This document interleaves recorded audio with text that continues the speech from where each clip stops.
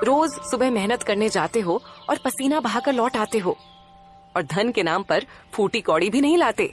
अरे बकवास बंद करो राधा। एक तो सारा दिन खेत में हल चलाता हूँ, ऊपर से तुम्हारी बातें भी सुनूं।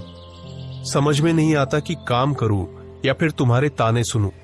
मोहनलाल को क्रोध भरी नजरों से देखकर राधा अचानक निराश हो गई। अब तुम खुद ही बताओ मोहनलाल, कितना समय हो गया है हमें आर्थिक स्थिति से जूझते हुए। आखिर हम और किसानों की तरह हंसते हुए अच्छा जीवन कब व्यतीत करेंगे? अपनी पत्नी का निराश चेहरा देखकर मोहनलाल का क्रोध उतर गया और वह अपनी पत्नी राधा के पास आकर बोला, मैं क्या करूं राधा, मेरी किस्मत ही खराब है।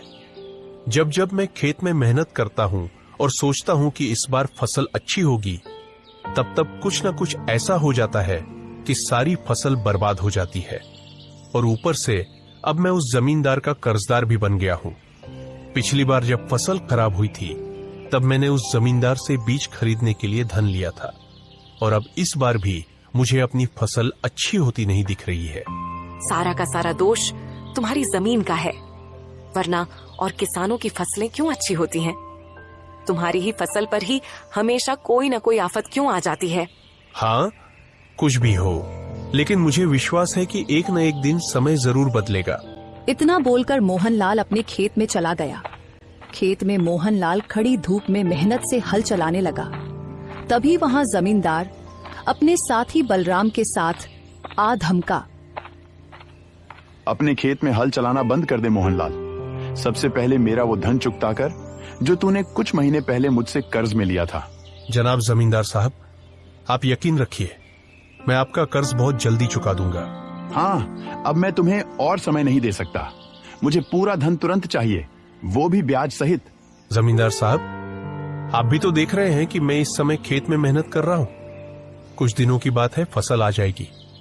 मैं अपना कर्ज फसल बेचकर चुका दूंगा ना। ऐ मोहनलाल, ये तुम्हारा फसल उगाने का सपना सपना ही रहेगा, क्योंकि मैं काफी समय से देख रहा हूँ, जब भी तुम अपने खेत में फसल लगाते हो, कभी कीड़े लग जाते हैं, कभी आग लग जाती है, कभी बारिश की मार पड़ती है या कुछ और।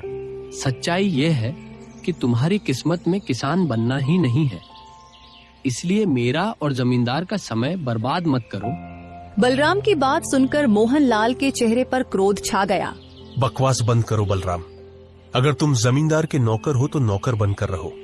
मुझसे ज्यादा बातें लड़ाने की जरूरत नहीं है। मैंने तो सुना था कि तुम्हें गुस्सा बहुत जल्दी आ जाता है, पर अब मैं ऐसा काम करूंगा कि तुम्हें गुस्सा ही नहीं आएगा। आप कहना क्या चाहते हैं? याद है जब मैंने तुम्हें बीज खरीदने के लिए कर्ज के रूप में धन दिया था, तब तुमसे अंगूठा भी लगवाया था। हाँ, याद है। समझ लो, इस कागज पर मैंने तेरी जमीन अपने नाम करवा ली है। अब से इस खेत का मालिक मैं हूँ, समझा? यह सुनकर मोहनलाल गुस्से में आ गया। अरे यह तो पूरा अन्याय है। छोटे से कर्ज के रूप में तुम मेरा खेत नहीं छीन सकते। अरे बलराम, बस बहुत हो गया। इसे अपने ही खेत से जोर जोर से धक्का मारकर बाहर निकालो। बलराम ने मोहनलाल को उसके ही खेत से धक्का देकर बाहर निकाल दिया। मोहनलाल उदास होकर अपने घर चला गया। उसकी आंखों में गुस्सा और अपमान की आग जल रही थी। क्या हुआ? आपका चेहरा इतना उदास क्यों है? और आप समय से पहले ही खेत से वापस कैसे आ गए? राधा, जमींदार ने मेरे साथ बेईमानी की है। उसने मेरा खेत मुझसे छीन लिया। कुछ महीने पहले मैंने बीज खरीदने के लिए उससे थोड़े से पैसे उधार लिए थे, और उसी समय उसने चालाकी से मुझसे अंगूठा लगवा लिया। अब वह कहता है कि खेत उसका है। तो क्या आप यूं ही चुप बैठेंगे? आपको सबसे पहले गांव के मुखिया से शिकायत करनी चाहिए। Never sign a blank paper without understanding. When deceived, strive for justice. Please subscribe and like. Please sign here. Friends, for similar motivational stories and songs, subscribe, like, comment, and share the channel. Thank you.